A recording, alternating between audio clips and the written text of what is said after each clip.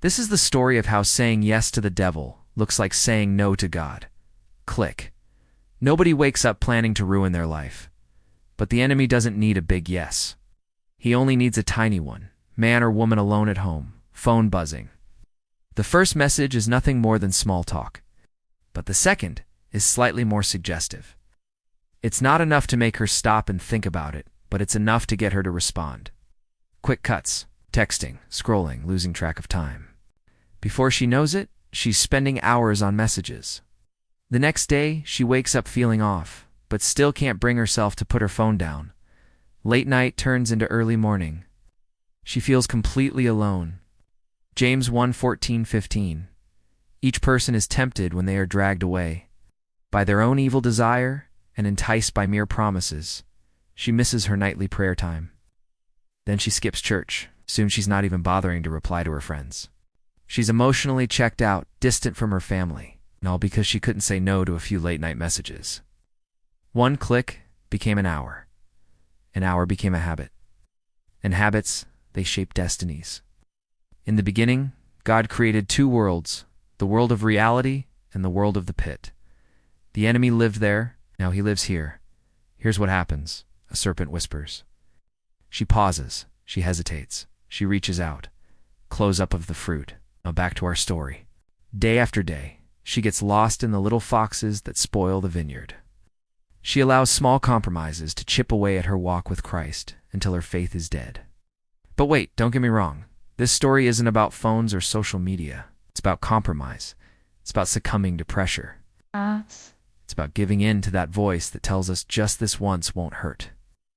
The devil rarely wins in the big moments, wins in the tiny ones. I Corinthians 10:12-13. Therefore, my beloved brothers and sisters, flee from temptation. Resist the devil, and he will flee. Resist him by believing in God and knowing that he is your Father. Turn off the phone. Delete the message. Walk into the light. Do you know what's so crazy? This was the same temptation in the garden. The enemy whispered to Eve, and in that moment, she had to choose. And here's what happened. She didn't listen to the voice of the serpent, but she also didn't run to God. She hesitated. She listened. That tiny yes opened the door for sin to enter. So if we want to avoid the big no's in life, we must master the art of the tiny yes. When we allow sin to sneak in through the small things, look at the destruction it leaves in its wake. Do you see what's happening here? Our protagonist is overwhelmed with guilt. Her relationship with God is broken. She's disconnected from her friends. Her family is a distant memory. There's a deep sense of loss, a profound feeling of emptiness. You know, sometimes the hardest thing isn't standing firm against giant, obvious temptations. It's resisting the subtle, seemingly harmless ones that creep in when we least expect it. Here's how to say no to the devil. Step 1. Recognize the trigger. Let's go back to the scene where she's about to click on that message. Let's freeze time right here. We have the power to stop the clock, to pause the screen, to turn off the phone. This is the moment of decision, where our willpower meets temptation. Step 2. Replace it with truth.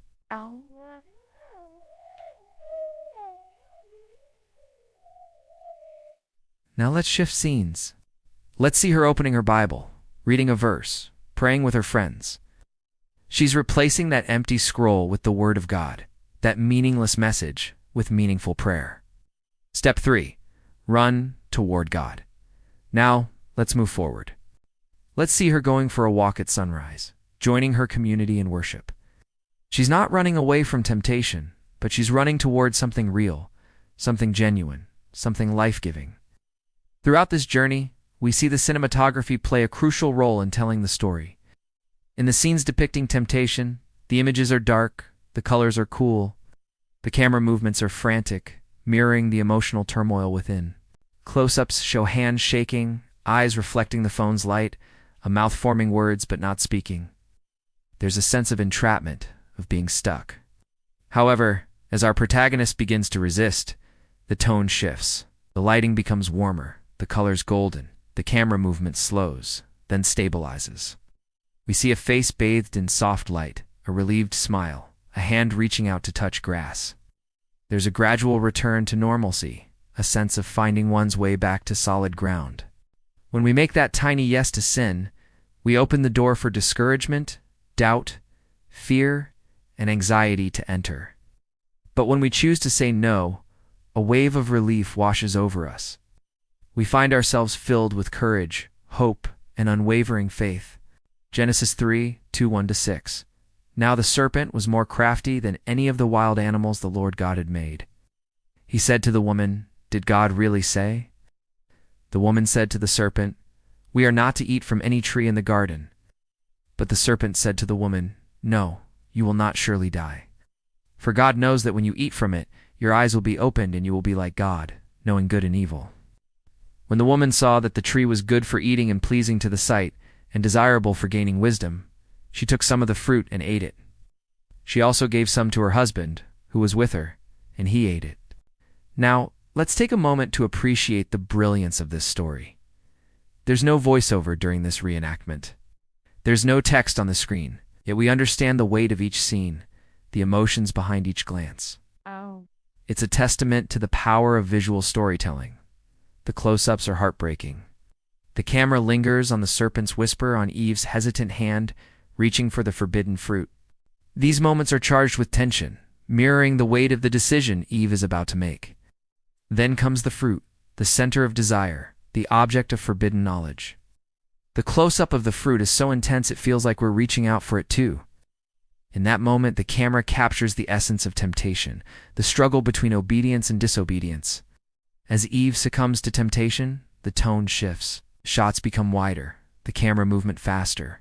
We see the consequences of her decision unfolding. It's the loss of innocence, the pain of separation, the burden of guilt. The visuals convey the emotional toll, the internal struggle she must be facing. But the brilliance doesn't end there. The modern scenes intercut with the biblical reenactment serve as a powerful reminder of the timeless nature of this struggle. We see ourselves in those modern shots, facing similar temptations, making similar decisions. It's a mirror held up to our lives, inviting us to confront the realities of our choices. It's a brilliant narrative device, forcing us to confront the parallels between ancient struggles and our own. As the story reaches its climax, the tension builds. The camera movement becomes frantic, the lighting harsh, mirroring the turmoil within.